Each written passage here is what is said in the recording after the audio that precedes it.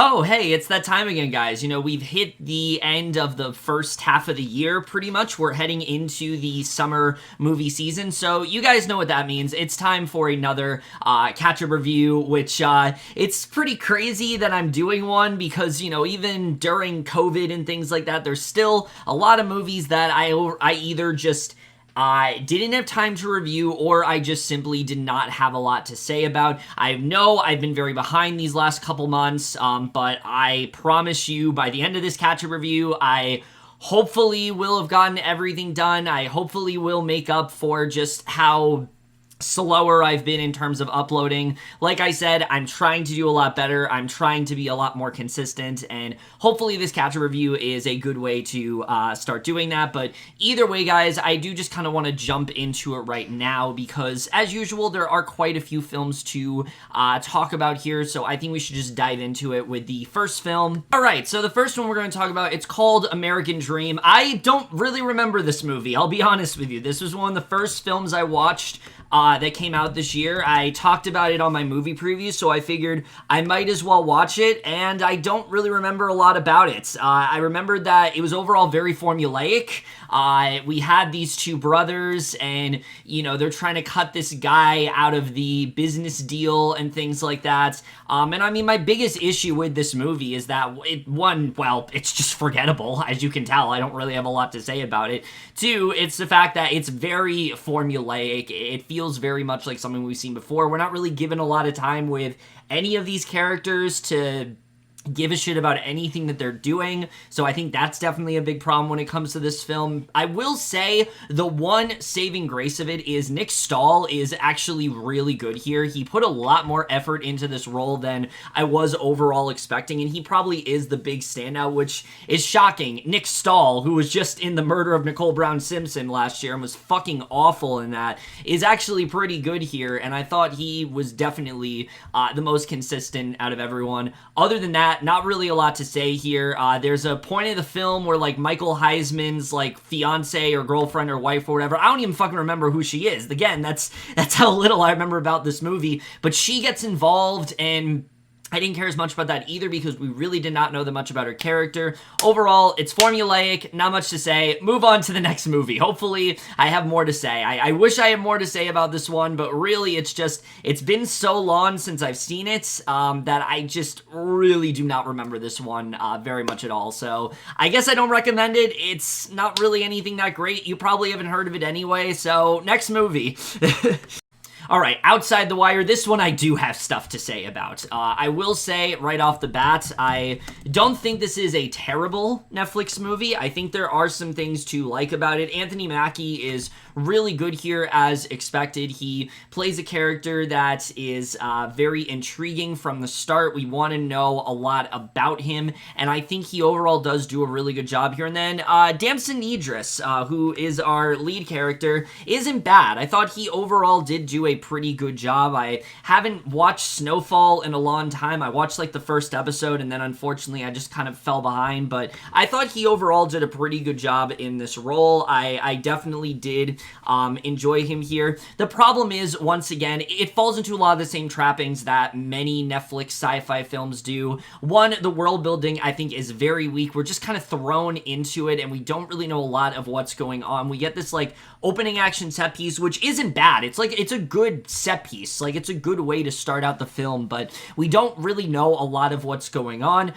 We don't know, how things really are in the world. We're told that there's this civil war that's going on, and basically, there's a bunch of United States Marines and robotic soldiers, and they're kind of working together in a sense, and they need to stop this catastrophe from going on, but we really don't know a lot of what's happening. There's also a lot of exposition in this film, and it really took me out of the movie very often. A lot of the time you'll have Anthony Mackie just over-explaining things to Idris's character, and it feels much more like he's trying to explain it to the audience. It's very pandering in that way, and so I don't think they did a great job with that. Also, as a character, Harp is just not very interesting. Our lead character here, we don't know a lot about him. He's just kind of the good guy that's on this mission. He doesn't fully know what he's getting himself into, and then he has to be the hero, so there really isn't much about his character to really be all that compelled by, and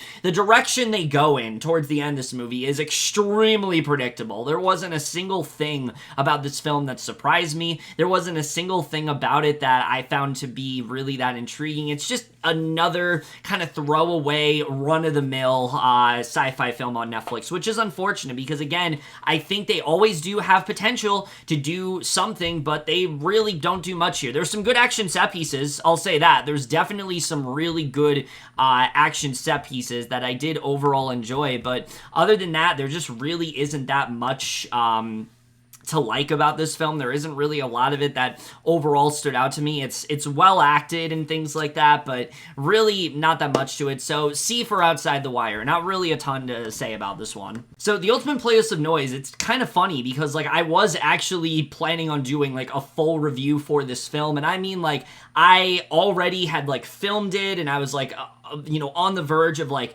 processing it and things like that, and I just didn't like the way it turned out. I thought that it was a very I just didn't really think it was that great of a review, so I just kind of nixed it and I threw it in here and I said, all right, fine, I'll throw it in the catch-up review. So I'm gonna talk about it now. I really like this movie. I think this is a film that definitely is familiar to some. I think the immediate comparison is going to be Sound of Metal because, yes, it is about another character that's on the verge of going deaf, but it's not really about that. It's a lot more about him just appreciating life and experiencing, experiencing things in his life before this ends up happening. And I think it overall does work is that it's a lot more lighthearted, I would say, than Sound of Metal. So that's kind of where the comparisons stop, I would say, is that yes, he's going deaf, but there's a lot more, and it does involve music, but there's a lot more to it besides that. First of all, the lead character here I thought was really good. I haven't really seen him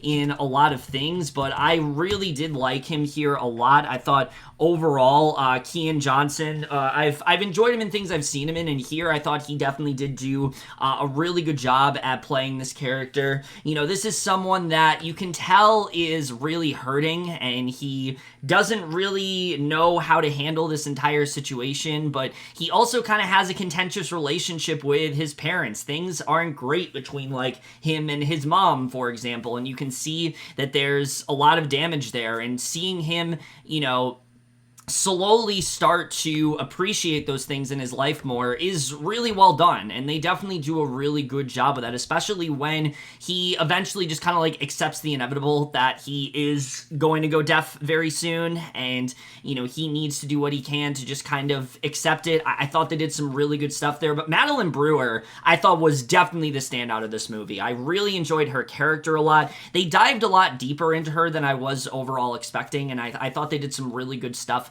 with her character, though I do wish they gave her a little bit more.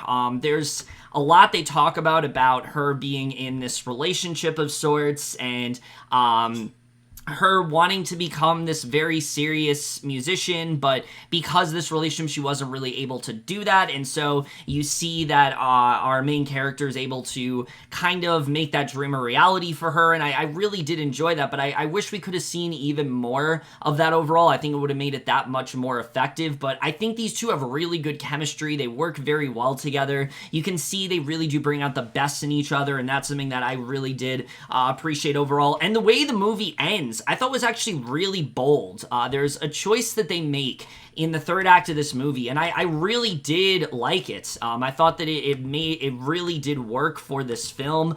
Again, this is just a very fun and lighthearted film. The only issue that I really do have with it is that a big part of the film is supposed to be centered on his brother's death. And what ended up happening to his brother. He wants to be able to hear his brother's voice one last time. That's not really as much of the focus as you think it is. It kind of plays more like an afterthought than anything, and I really think they should have dived a lot deeper into this relationship, because every time they cut back to it, I was just kind of like, oh, that's what happened. And then they eventually do explain, like, what ended up happening, because there's a lot he doesn't know about what his brother was doing that his parents have kept from him, and we understand why they've kept it from him, and that's part of why he has such like a contentious relationship with his parents. but I really think they should have revealed it earlier on in the film. I don't think this should have been something that's like this big secret, because when it was eventually revealed, I was kind of like, oh, well, I wish we could have maybe just dived into that for a majority of the movie. You know, we really could have centered more on him, the difficulty of him grappling with this revelation. I think it would have been a lot more interesting if they did that, but they don't do it until way later in the film, and it just made it not as interesting to me. So that is the one thing that does bring this movie down, but overall, I really did enjoy it. I thought this film was a lot of fun. I think it's definitely a film that, for people who either are going deaf or on the verge of going deaf, I think it's definitely a very positive film to watch for sure. So I really did appreciate this one. B- for The Ultimate Place of Noise. Definitely a really good film for sure that I feel like not enough people are talking about. The White Tiger is really good. Now, obviously, this is a film that was nominated at the Oscars for, like, Best Adapted Screenplay. A lot of people are like, what the fuck is that? Do I think this is a film that deserves that honor? I don't know about that. I don't know if it's good enough for, like, a Best Adapted Screenplay, but I do think it is a really good film. The one thing I definitely do like about this film is that it is your basic, like, rags to riches story. At least you think it's going in that direction, where, you know, you have this character, he's like dirt poor at the start, and basically he ends up becoming this driver for this couple, and it seems like for a while it's going in this very sort of typical direction where there's a lot of people that don't respect this guy, but they do respect this guy, and you can see that there's a lot of, you know, mutual respect there. And so I'm like, okay, this is, you know, this is kind of a nice story. You know, you think you know where this is going, and then the third act happens, and I was like, holy shit, I was not expecting it to go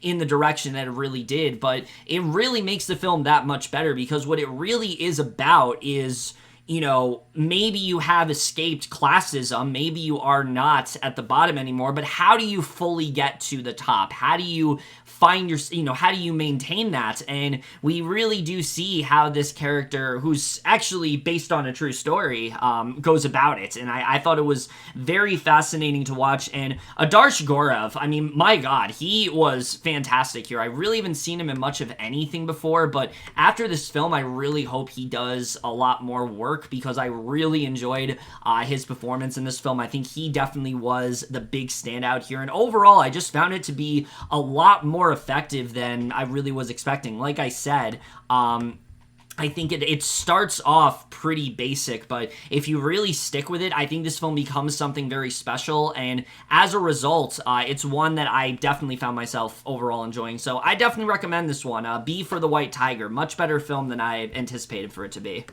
Penguin Bloom. I won't lie, this film can get very overly sentimental, and for some people, it might be a little bit too much, but for me, yes, there are definitely moments where I'm like, this is a little cheesy, this is a little too much for my taste, but overall, I did like it more than I expected it to, and I think a big part of it is the cast. The cast here is just really great. I mean, Naomi Watts always delivers in pretty much every film that she's in, and that's really no different here. I mean, this character that we have of Sam, you can see how her life is dramatically changed from being in this wheelchair, but it's not just about her, you know, having to be in this wheelchair. It's mainly just like how she moves on from it, how she's able to cope with it, and how she needs to just kind of accept the fact that this is her life now and look at it more as a strength than a disability. And I really did enjoy what they ended up doing with her here. She has some really great scenes throughout this entire film, and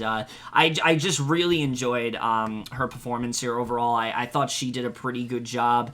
And then seeing her bond, as weird as it sounds, with this bird, seeing how it kind of instills hope in her. It gives her a sense of warmth that she really hasn't had. Honestly made for a really touching story, and I really did appreciate that. And then Andrew Lincoln in this film as well. I mean, it's cool to see him venture out of something that's not The Walking Dead. I feel like we don't see him a lot in anything else, but now that he's, you know, away from that, he's starting to do more dramatic work, and he gives a really strong performance here. I really enjoyed what he ended up doing. Jackie Weaver, I thought, was really great here too. Even the kids in this movie, you know, you see that they are kind of placing the blame on themselves for what has happened to Sam, and I really liked getting to see this family that's kind of broken through this tragedy slowly start to become whole again, slowly start to really just embrace their situation. It seems hard for them to do so, but they're doing everything they can to potentially move past this situation. That's something I did overall really appreciate. I think the way this film deals with trauma, yes, we have seen it before, but it's overall well done here. It's definitely one that I found to be overall pretty effective, and it is a film that had more of an impact on me than I was overall expecting. And again, I do think the film is a little bit too short. I will say that. I think that there's definitely a lot more they can dive into, but there's just enough, I think, emotion. There's just enough drama. There's just enough characterization to overall recommend this one. Again, I don't think it's going to be for everyone, but considering this film was like getting dogpiled on when it first came out, like it seemed like everyone was just like shitting on it. I was expecting far worse, and I actually ended up being pleasantly surprised. So yeah, I'd recommend Penguin Bloom. It's nothing amazing, but it's definitely a better film than I think a lot of people have given it credit for. So B- for Penguin Bloom. Definitely really good.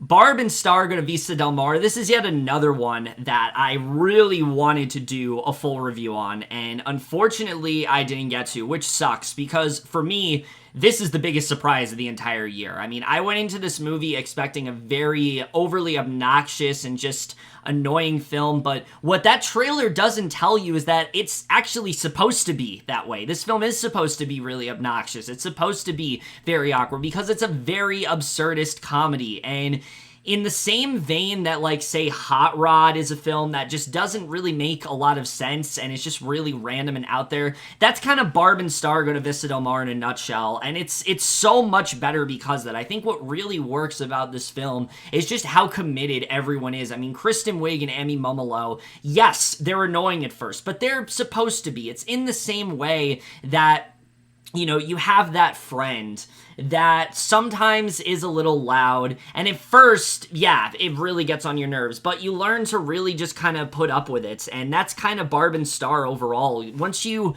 fully get into it, you realize that, yeah, they're annoying, but that's kind of the point. I don't think the movie would be as funny if they weren't annoying, but they're also really eccentric and different, and there's a lot of stuff with that really does work in this movie. But Jamie Dornan, man, oh my god, this is probably the best that he's ever been. I really have not been a huge fan of him, but honestly, he needs to do more comedies like this because he's so good in this movie. The character that he's playing, he plays this character Edgar, who is essentially this hitman of sorts. He's supposed to track down Barb and Star and lead them to this evil villain, and basically, you know, but in reality, he's really only doing it because he likes this character and he wants to, you know, he wants to be in an official relationship with her, and so you can see that he's very, like, conflicted throughout this entire film. He's basically like the most sympathetic human hitman that you can think of, and it's absolutely hysterical to watch. He has one musical number. It comes right the fuck out of nowhere, but I have been listening to that song constantly, and not just because Jamie Dornan performs it really well, but also because, like, it's so funny to watch, and I loved every single second of what he was doing here. He stole basically the entire movie for me. Kristen Wiig also plays a double role in this movie, which they don't really tell you in the trailer either, but it really does work. I mean, she's playing, like, the most, like, over-the-top James Bond type villain that you can think of. Her backstory is all kinds of ridiculous for, like, why she's doing what she's doing, but again, it really does work. This is really just one of those films where, like, I think you either, you know, get what it's going for or you don't. And for me, I absolutely got what it was going for. It's so weird and out there. There's literally a scene that involves this, like, talking crab, and, like, if that doesn't tell you just, like, how absurd and weird this movie really is, I don't know what else does. There's this scene where, like, Edgar's on the phone with the villain of the movie, and they just, like, pause for, like, a few seconds, and I don't know what it was, but there was something about that was so funny to me. There's this recurring gag in the movie where Barb and Star, have this soup club. They literally bring soup, and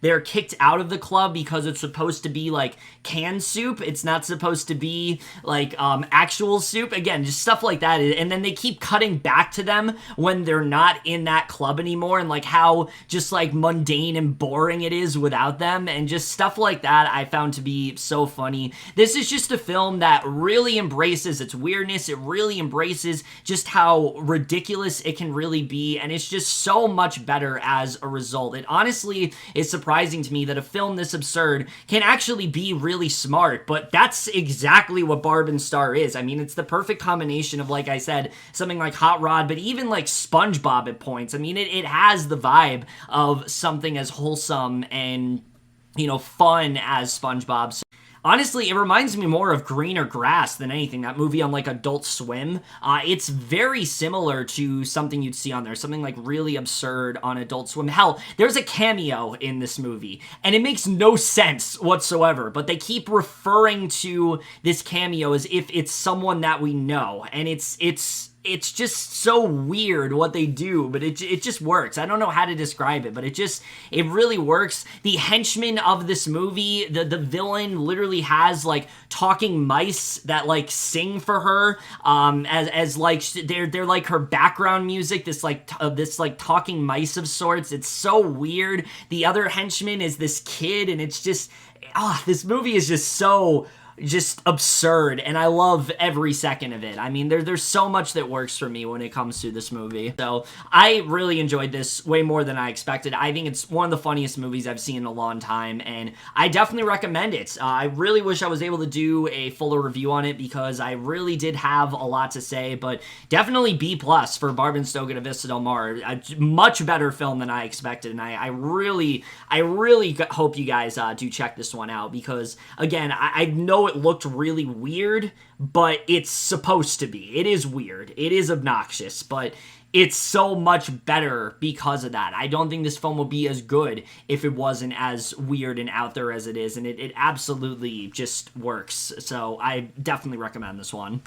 Oh my god, what can I say about music that really hasn't been said before? I mean, this has to be one of the most offensive, poorly timed, and just ill-conceived films that I've seen in quite a bit, because here's the thing. I recognize that Sia wanted to make a film that was spreading awareness of, you know, autism and kind of shining a light on it and things like that, but her intentions with this film are completely in the wrong direction. I mean, for one, the main character of this movie isn't even really on who you think it is. Like, you think because the movie's called Music, it's probably about maybe like her struggle or how she uses music as like a coping mechanism to help her get through you know, some of her struggles and things like that. But no, she's merely a prop in this movie. Kate Hudson is the main character, and her character is so incredibly unlikable. The whole movie, she wants absolutely nothing to do with her sister.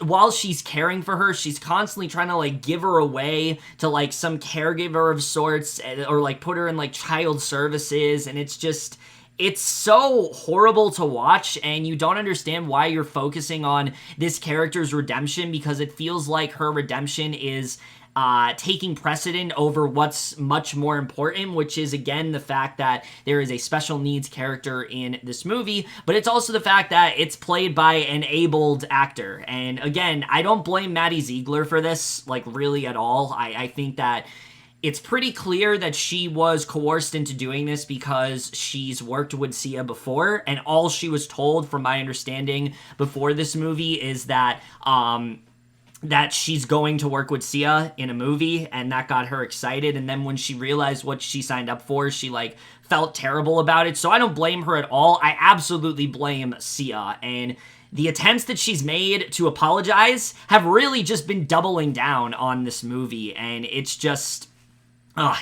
absolutely gross to me. And, like, honestly, music didn't even really need to be autistic. Like, I don't understand why Sia even really needed to do that, because it doesn't really play that much of a role in the movie, aside from that horrible restraint scene, which should have been cut from the film, like, immediately. There was no reason for that to be here.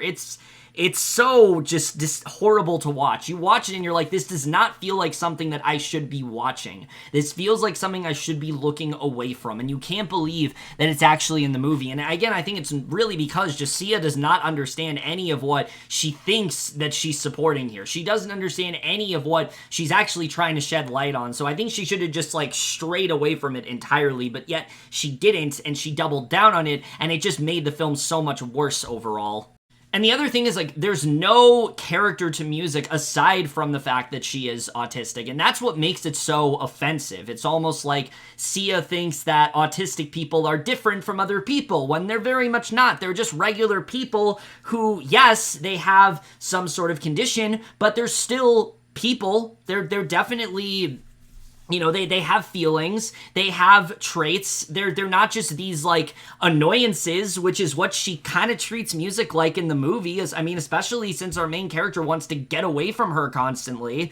It's just disgraceful, the way that she really goes about it. And like I said, our main character here is just so unlikable. She's so, like, self-absorbed, she's very pathetic, she has this really weird outlook on things where, like, she doesn't like to wear shirts for some reason. It's just really strange, and I don't understand why this is the character we're focusing on. Like, I really don't understand that choice. There's a lot of choices I don't understand in this movie, but that's the thing especially, where, like, I don't know why we decided to focus on this character over pretty much anyone else in the movie. I think it's just a really strange choice overall, but there's other things in here as well that are just really weird. Obviously, like, the restraint scene and things like that, the way that music is portrayed, it's so horribly offensive. There's not a second of this character that feels real, that feels natural in that way, that feels like this could be a real person. It just, again, she feels like a prop throughout the entire movie. She feels almost like a plot device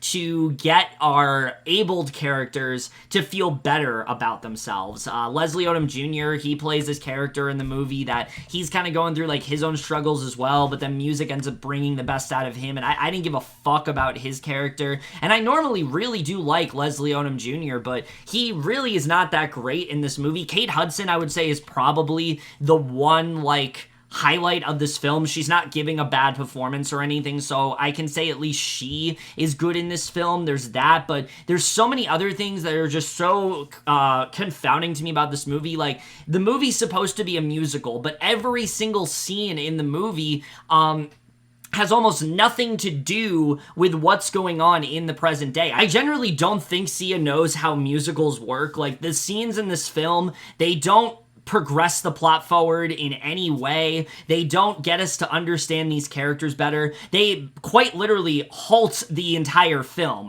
They feel almost just like a collection of music videos. Half of this film just feels like a promotion for Sia's music. And again, considering that Sia has been trying to push this film as like, oh, it's supposed to, like, spread awareness to people, and it has all these good intentions behind it, it makes a lot of that feel very fake. And that's what really disgusts me about this movie, is that she seems a lot more focused on just how far can I go, how far can I go in showing this character's suffering and showing how much of an annoyance she is to the other characters. It just never feels like she's taking this seriously, and very much anyway. There's this weird subplot as well where we keep following this one character, and what they decided to do with him is just so weird and out there, and I couldn't believe that they actually went the directions they did. There's so many things about this movie that are just so confusing to me. I can't believe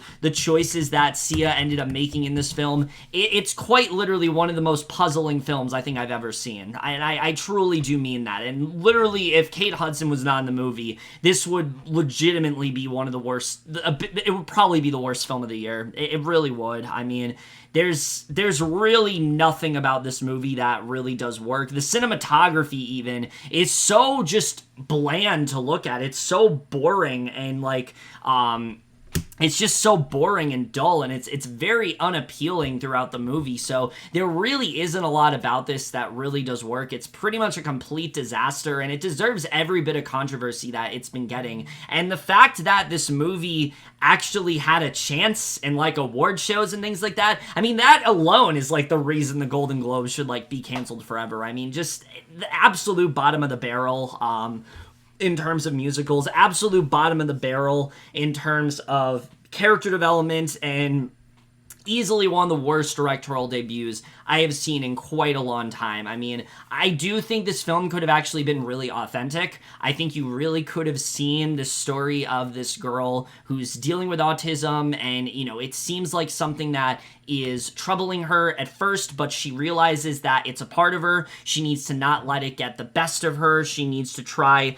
to move forward, and I think that is overall a good story, but the way that it's told, it's much more just like a generic recovery story, and I don't give a shit about that. So yeah, there's so much about this movie that doesn't work at all. It's every bit as bad as everyone has said. D- for music. I don't really want to talk that much more about this movie, but I figured I might as well finally talk about in this catch-up review. If you want to hear more thoughts in it, I did a Letterboxd review, but it's just one of those movies that, like, as you're talking about, it just makes you feel so icky and gross that you even watched it. So, just, even if you want to watch this out of plain curiosity, don't do it. It's a waste of time. Just very disgusting and vile film that I don't recommend anyone watch.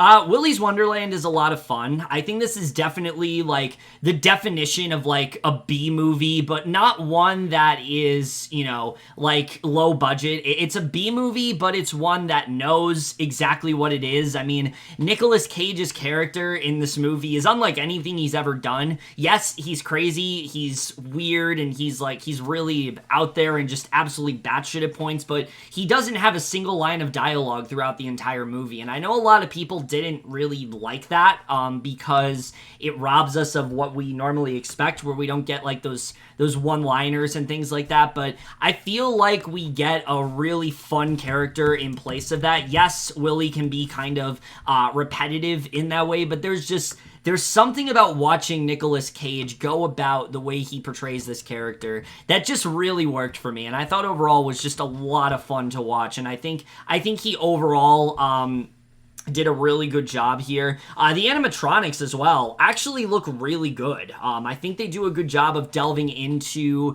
the history of like why this is really happening. Why are these animatronics malfunctioning? Why are they killing people? It's actually really good, and it's a hell of a lot better than, say, like the Banana Splits movie that came out like 2 years ago. It's a much better version of that. It's much closer to what we really want. Really, the only thing I'd say that brings this down are the other characters. I didn't care really about any of them. The only one that I found somewhat compelling is Emily Tosta's character, and it's really just because we focus on her the most. Everyone else I found to be very unlikable and just kind of annoying, but I feel like that's also kind of the point. You're not really supposed to care about them all that much, so I don't have a ton to say about this. I thought it was a lot of fun. There's a lot of great scenes of just Nicolas Cage kicking ass and just absolutely annihilating these animatronics. There's some fun scenes overall. I think this is a film that's just very self-aware of what it is, and it overall does do a pretty good job with that. I think it could have done a better job with fleshing out some of the other characters and maybe having a little bit more to the story, but overall, I had a really good time with this one. I thought it was overall a lot of fun, so I'd give this one a B-. I think it's definitely a good time. It's not for everyone. I think there's some people that are going to be a bit disappointed by like the character that Cage decides to play, but overall, I thought it worked, and I thought it was fun to watch overall, so B- for Willy's Wonderland. Thought this was a fun movie. Oh, hey, look at that. It's another day. That never happens in a catch-up review, right? It's always consistent. I'm always able to get it done in one day. You guys know how this works. Let's just get to the next movie.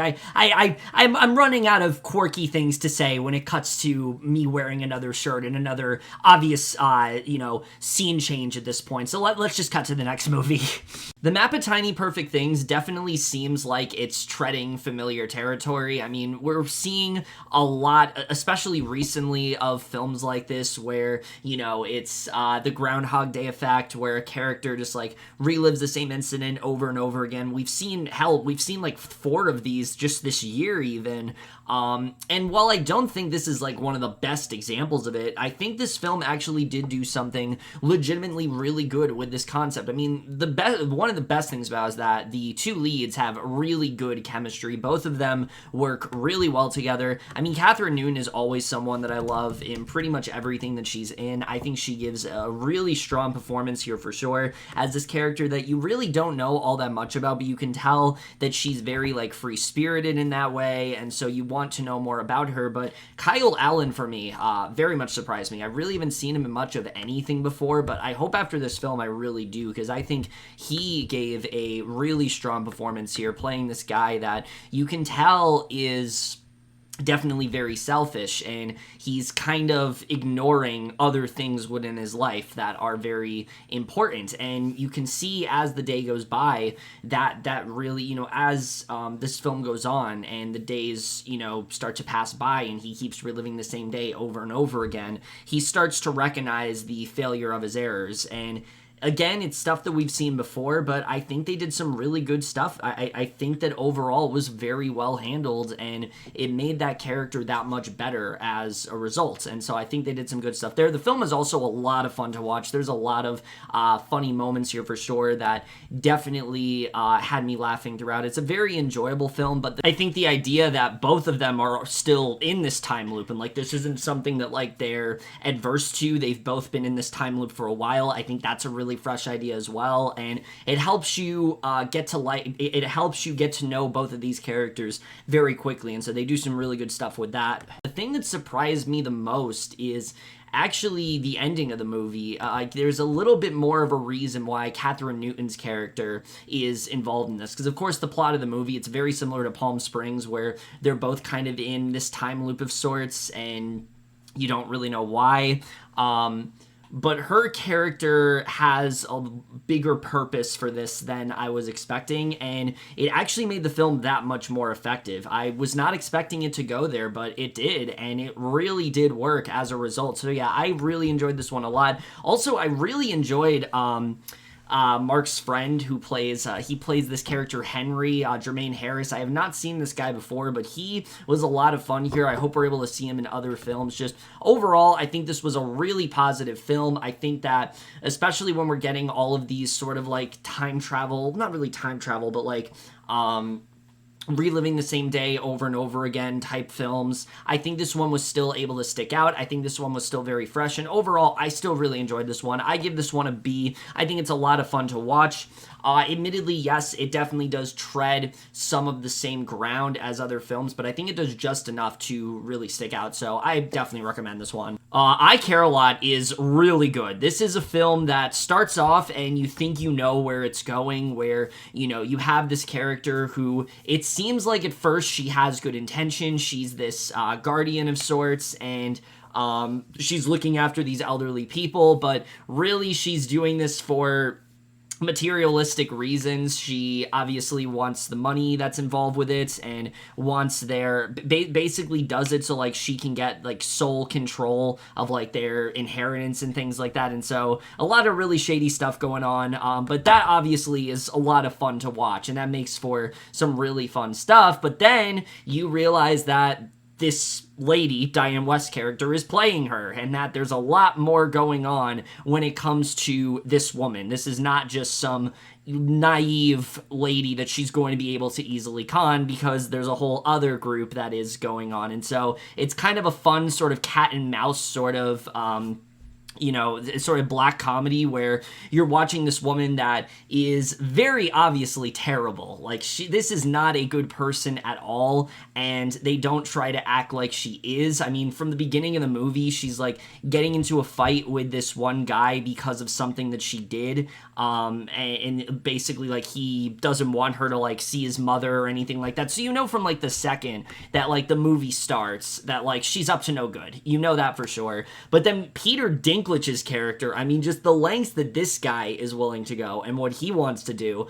I mean, he goes all out in this role. He is so good here, and I really loved his performance. But Rosamund Pike, I mean, this is one of the best performances she's given in a long time. I feel like she has not given a performance this good since Gone Girl, mainly because she's not really been given the opportunity to shine since Gone Girl, but she really reminds just how dynamic of a character that dynamic of an actress she really is. She really just fully transforms into this role, and I really like what she ended up doing and where the movie ended up going with the story. I was not expecting at all. I thought they did some really great stuff there, and it had me on the edge of my seat pretty much the entire time. I mean, like I said, the movie starts off as this black comedy, and then it turns into this, like, heist film of sorts, and it is just so relentless from there. I was just white-knuckled with tension, not knowing what the hell was going to happen in this film, and that's due to some really great directing from Jay Blakeson. I've really never seen him do much of anything before. I know he's directed some films, but besides The Fifth Wave, obviously, which was kind of bad, but I don't really fault him for that because he definitely does show he has a real talent here. The way he's able to, like, seamlessly blend all these genres together, I think is really impressive, and I really did enjoy his directing in this film, and his screenplay I think is really good too. But Mark Canham's score here is so good. I mean, that's easily one of the best things about this movie. It's very it sounds kind of like the Safdie brothers, like something that they would normally do in terms of their films. Like, it definitely has a very sort of Uncut Gems type feel. It's very synthy and things like that. Daniel Obtain, it sounds kind of like something that he would do, and I really enjoyed the score a lot.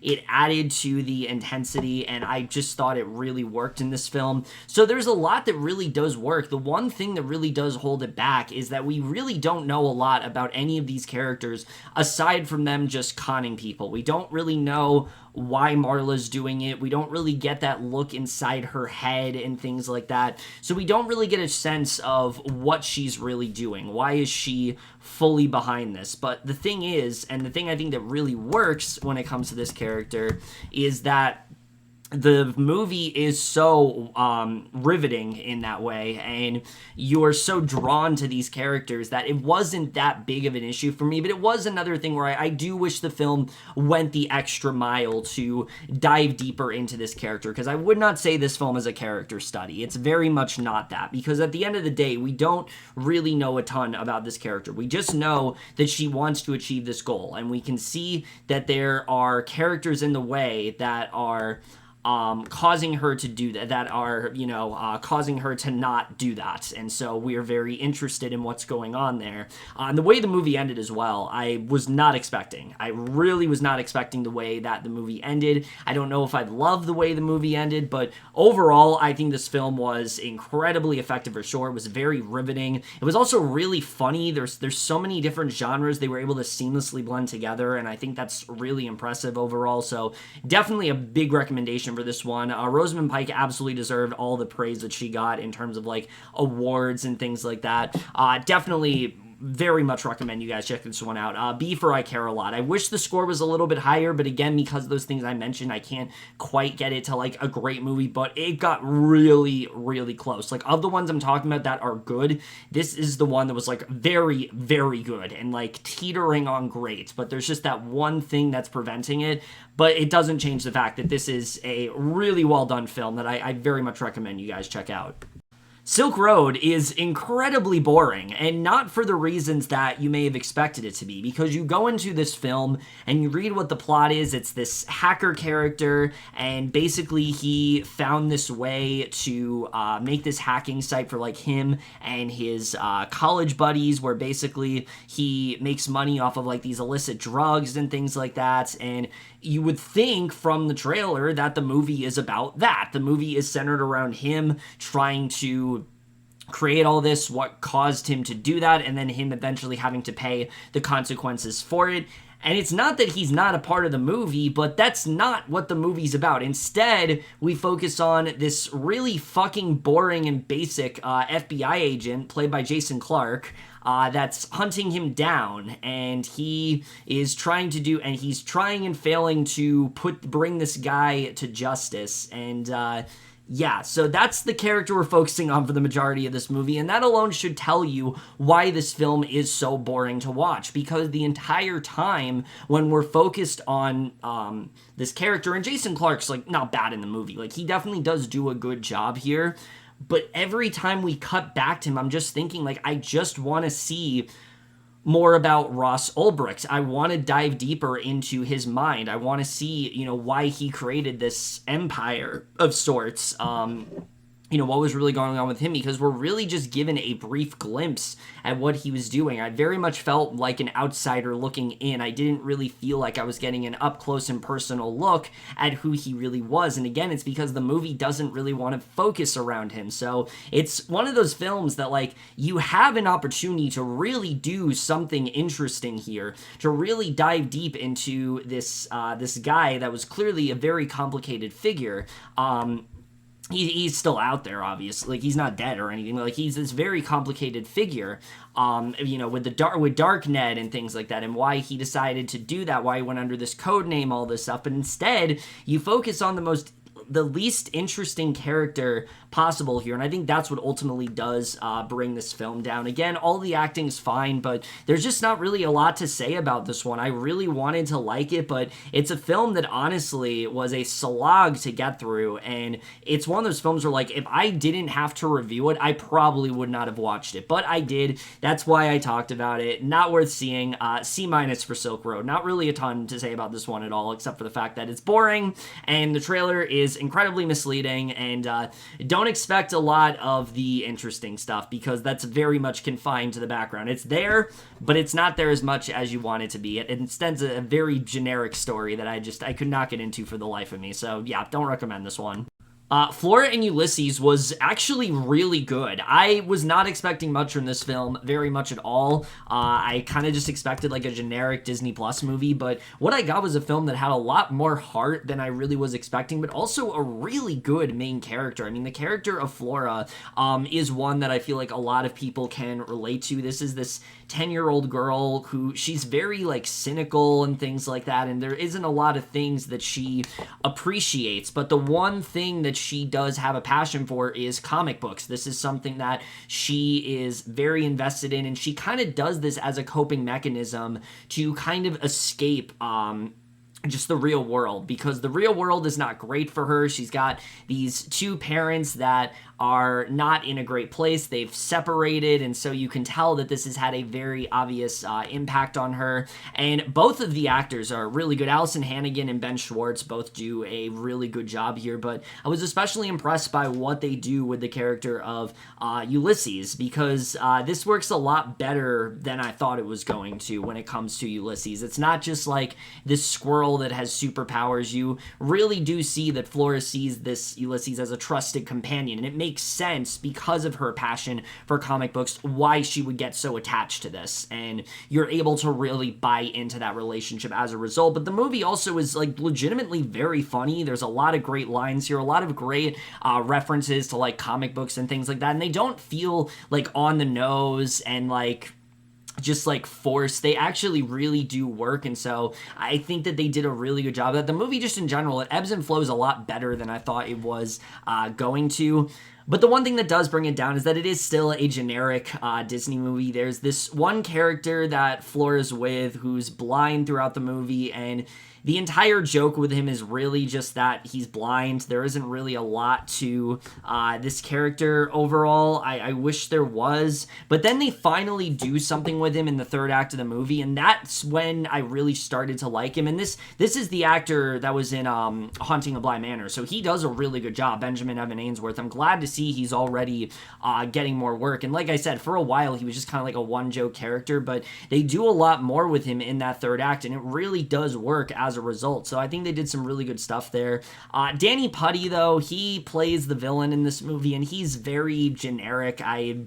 didn't really care for him very much at all. He's just like a janitor that like wants he sees squirrels as vermin, and he wants the squirrel to be in animal control and things like that. And like we've seen this done before. You know how that's gonna go.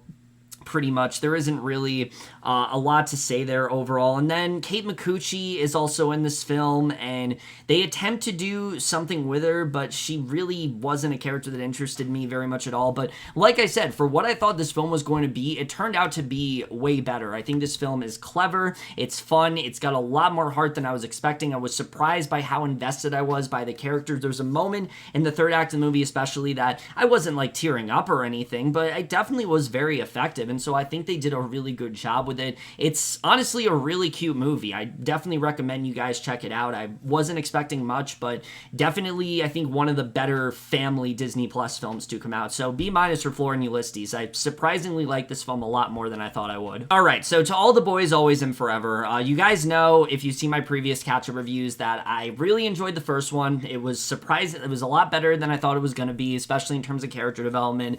But I didn't really care for the sequel because I didn't really feel it had much of a story aside from just a generic love triangle. So I went into the third one kind of indifferent, not really knowing who was going to turn out. And in some aspects, I think this is the best one so far. There's, especially in terms of story, I mean, there's a lot going on in this film for a lot of the characters, actually, not just Lara Jean and Peter, who the whole film they're trying to figure out, how they're going to continue to be together aside from just high school. They're both clearly veering in different directions, and so we're kind of dealing with that. And it's not presented in a way that feels forced. It's not presented in this heavy-handed manner. It actually is really well done, and I think the reason for that is because Lara Condor and Noah Centineo, I mean, they've been great throughout this whole trilogy, but I think in this film, they absolutely have the best chemistry. I mean, it just feels so natural and authentic, and so you really find yourself rooting for this couple. You want things to work out between them. You want them to be able to make things work. You just don't know if it's going to, and so they do a really good job with that. And Lara Jean's entire conflict in the film where, she's trying to figure out what she really wants to do after school, I thought was, a really good one. And I thought they did some really good stuff with her overall. There's a great section of the movie where she's going to Stanford and she's visiting the college, and she doesn't know if this is really what she wants, and she thinks she knows what she wants to do, but then she gets presented other offers, and so they do a really good job with that. It's a really good conflict, and that's something I definitely really did enjoy. Even some of the other characters in this movie, like Janelle Parrish's character, has a lot more to do in this film. She appears more often than she did in the first one, and so there's this conflict of sorts between her and Saria Blue's character, who, is a lot more serious with their father now. We saw her in the second one. She's a lot more serious here, and they do some good stuff with her as well, which I definitely did enjoy. Really, the thing that brings this movie down, I would say, is that very often it feels less like a coherent film and more just like a series of events. And that's really the best way I would describe it. It's like 1 second we're focusing on Lara Jean and Peter having a meet cute of sorts because she realizes they haven't. Then suddenly they're visiting colleges. Then they're on this New York trip. Then suddenly they're talking about prom. And then suddenly it's graduation. So there's a lot going on in this film. And I can understand to some people if it can just be a muddled mess. But for me, what really kept me invested are the characters. I generally do care about them. I generally want to see them succeed. I feel like this is a really enjoyable series of films, and I think they ended it in the best possible way that they could. Like I said, I think at times it does feel a little bit overstuffed. I like that in this film they did more with Anna Cathcart. She wasn't just like the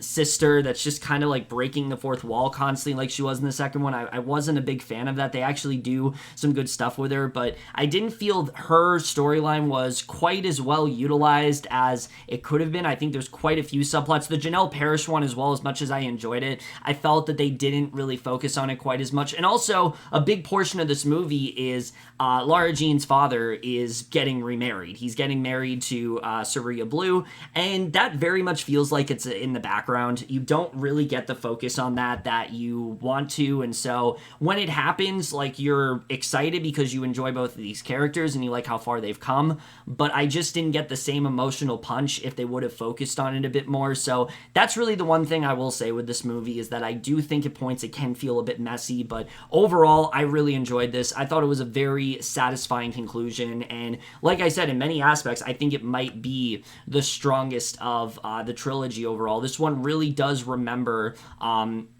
to have a really good story. You can't just have these characters doing whatever. You actually do have to have a really good story attached to it, and so I think they do some good stuff with that overall. So yeah, I overall did enjoy this one. I would definitely recommend. I think if you've been a fan of this series, I think you'll overall be pleased by this final installment. So I'm gonna give it a B-, just like the first one. I think, again, I go back and forth between which one is better. I think there's a lot of aspects that really do work here, and overall I think it's a pretty satisfying conclusion. A much better final film than I was expecting. I was expecting this more to be like the second one, where it just feels kind of like unnecessary and not needed, but they did a lot more in terms of character development. They did a lot more with the story overall that honestly left me very impressed. So I definitely can recommend this one overall. All right, so here's the thing about Moxie. There's a lot about this film I really do respect. I like that this movie is really trying to show the effect that sexual abuse has on women, particularly women in high school. I think that is a very important story because it's something that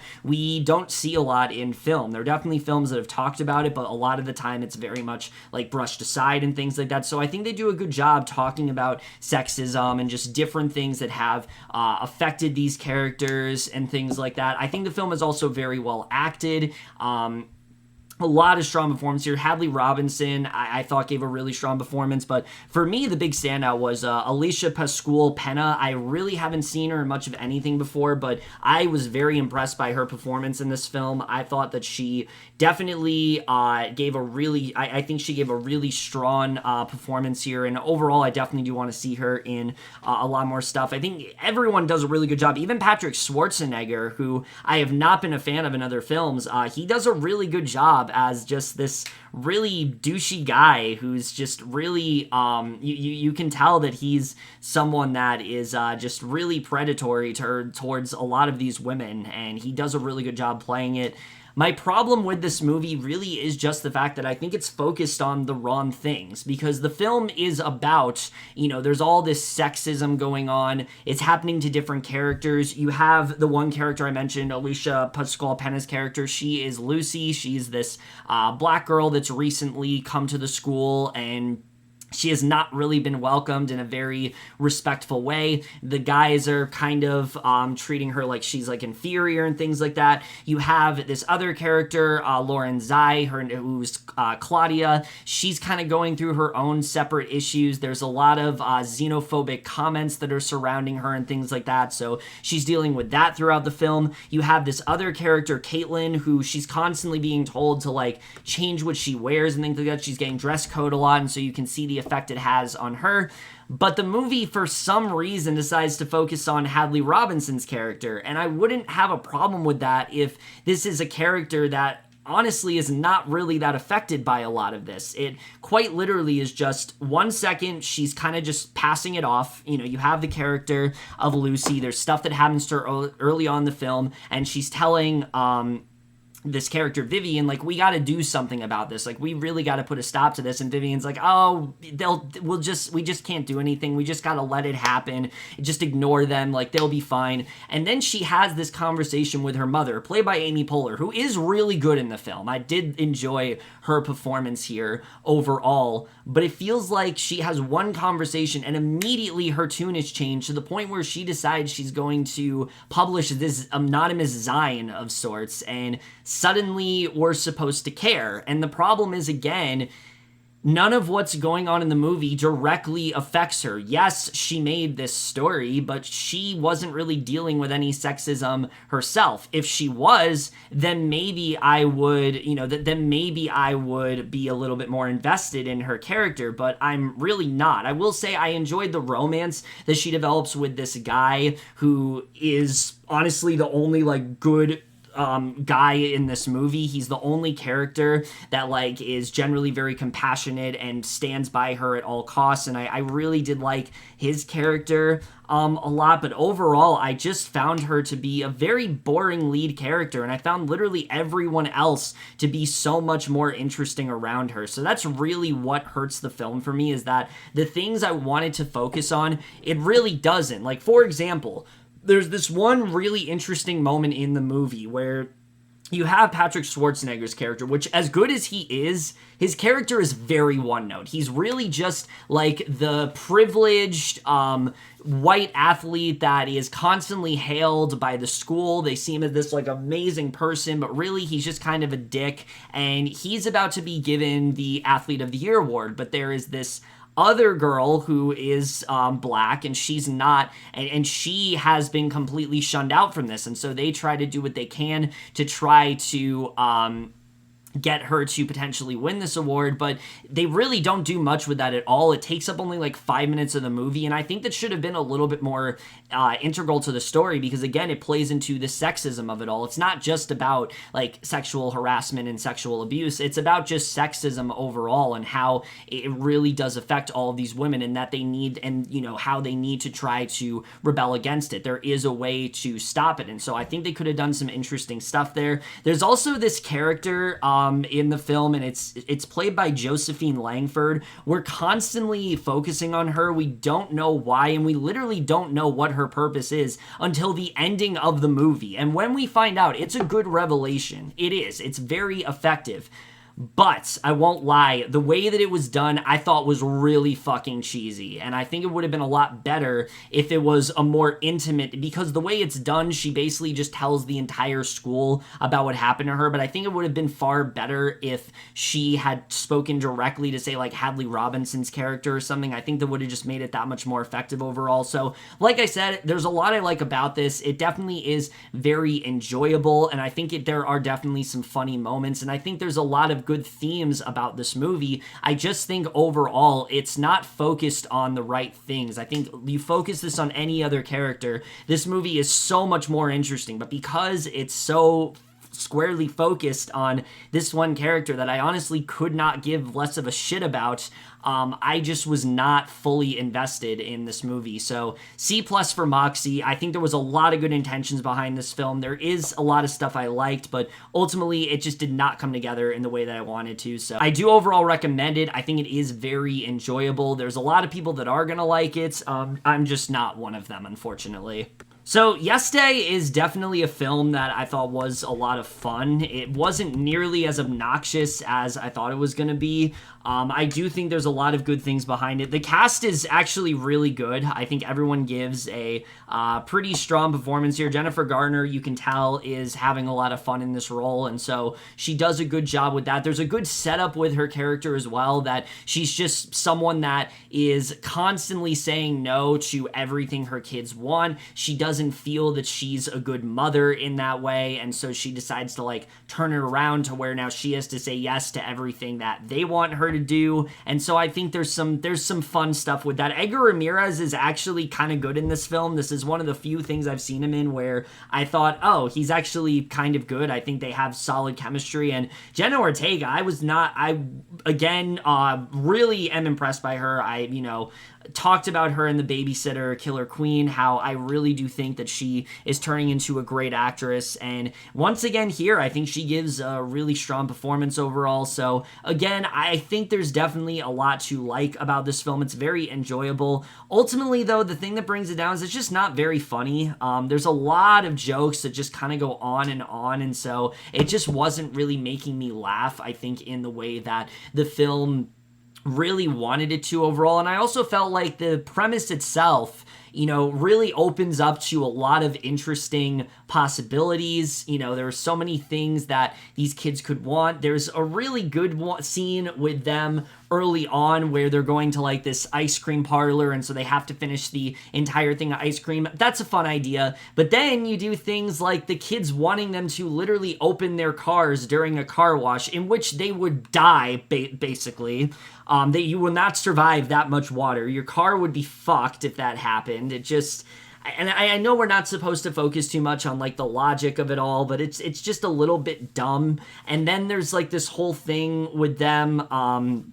They're going to like this team of sorts, and so they get into this whole fight and just stuff like that. I thought was kind of dumb. So again, I think there's a lot of potential. There's a really good subplot with Jenna Ortega's character that kind of ties into her relationship with Jennifer Garner that I really did enjoy, but this is really one of those films where there's a lot I did like about it. It is overall relatively harmless, but it also is not a film that I'm going to remember very much at all. I watched this movie and there were many points where I'm like, okay, I'm not hating this. It's not that funny, but I also just don't really feel like I'm going to remember it. I think kids will enjoy this. I think even some parents will enjoy this, but overall, it didn't really do much for me. Not the disaster that I feared. Thankfully, I thought this film was going to be like fucking terrible, but thankfully that was not the case. It's really just kind of average overall. So C+ for Yes Day, I would say. I definitely not as bad as I thought.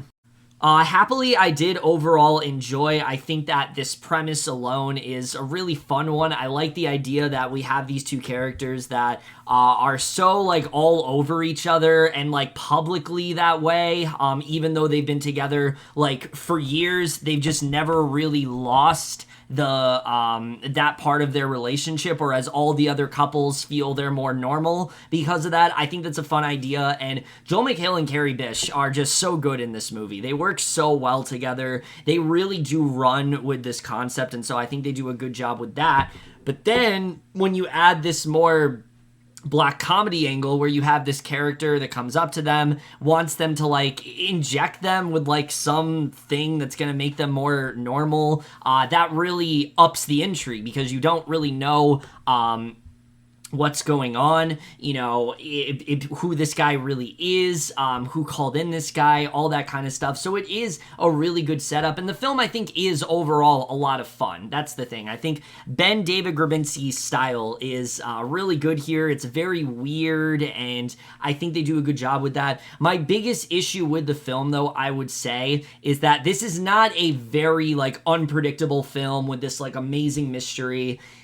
There really isn't anything shocking about this film. And what I mean by that is that there isn't really a twist here, which is what's surprising to me. You think a lot of the film, their friends are going to be like very doubtful of them, but they take it in a different direction. And while I enjoyed the direction they overall took, I just didn't think it was a very satisfying one. By the time the movie ended, I was honestly not sure if I enjoyed it. But then I remembered again how much fun I had with it, that the movie was legitimately very funny. The directions that they took with said characters I didn't really love, and I will also say there's a lot of couples we focus on in this movie, and some of them I just did not really care all that much about, but the way the movie ended was really like dark and twisted, and I wasn't expecting it to go in that direction at all. So I do think I overall did enjoy this one. I just think there are many aspects where it could have been a lot better. It's not really this like mystery of sorts where you get to see their friends like true intentions. It's a lot more straightforward than that, but I think it does overall work. So I'd give this one a B-. There's enough here that I did enjoy, but there are definitely a lot of aspects where it could be better, but I would overall recommend checking this one out. I feel like this one really went under a lot of people's radar, so I definitely recommend this one. Oh my god, a week away. Where do I even start? I mean, talk about the most schlocky, over-the-top, cheesy, like Disney Channel type bullshit that you can think of. I mean, the best way to describe this movie is basically like, think of a really like overly cheesy and like saccharine Disney Channel film, and then combine it with like a really bad faith-based film. That's basically what this is in a nutshell, and in both ways it just does not really work at all. The story here is so by the numbers. It's just this guy who, he's a little bit troubled. He's running from the police. We don't really know why specifically, but basically he is told to go to this this like Christian camp of sorts, and it's gonna make him a better person, and then he likes this girl that's there and she's gonna turn his life around. It's just like, we've seen this so many times before. They don't do anything different with this setup, they don't do anything interesting with this setup, and so that immediately is something that really does bring it down. It also doesn't help that our main character in this movie, Kevin Quinn, the actor, is fucking awful here. He is so flat and just wooden, and not a single line from him is convincing. And the problem is, this is a role that requires a lot of emotion, because there is a lot that this character has eventually gone through. We do learn some stuff about him in the third act, and it just rings so hollow, because Quinn as an actor just cannot really showcase what any of this means to this character. The shift, especially in him, it just isn't there. You know that this character has definitely changed, but it doesn't really feel like he has, because again, Quinn is just so flat as an actor.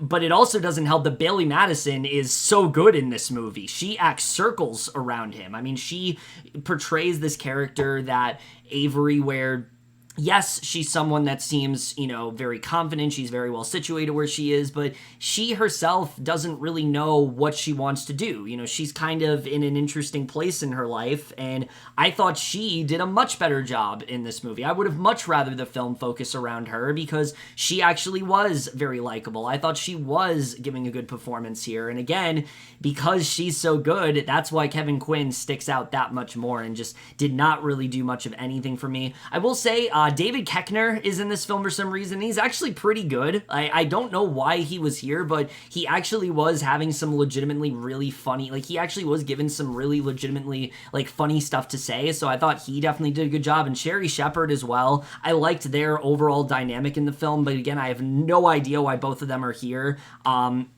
But I mean, they do good for, they do a good job for what they have. But other than that, there is really not a lot to like about this film. The story, like I said, is so by the numbers. There isn't a single direction in this film that ends up working. The other characters in this film just don't really feel like characters. There's this side plot of sorts with this character, George, and he's trying to ask out this girl, and it's so underwritten to the point where I forgot it was in the movie every time they kept cutting back to it, and they don't do a very good job with that overall, so I wasn't very impressed by what they ended up doing there. And then the songs in this movie. There are quite a few songs in here. You think maybe they would be good? No, not even the songs in this movie really ended up working for me. Now, surprisingly, there's actually not a lot of, there's not a lot of original songs in this movie. The ones that are there are